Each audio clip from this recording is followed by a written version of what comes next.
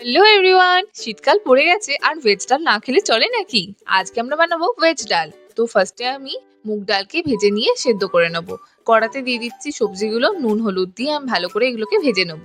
এবার দিয়ে দিচ্ছি তেজপাতা, শুকনো লঙ্কা, জিরে ফোড়ন, দিয়ে দেবো আদার পেস্ট, ভালো করে আদা কষিয়ে নিয়ে দিয়ে দেবো টমেটো কুচি।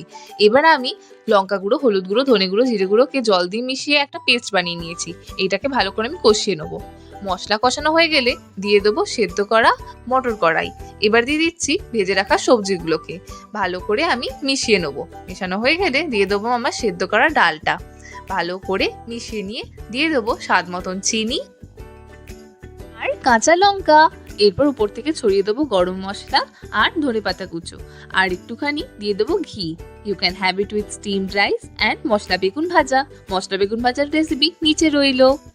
ইতি তোমার ফোড়ন। Do subscribe and like. By.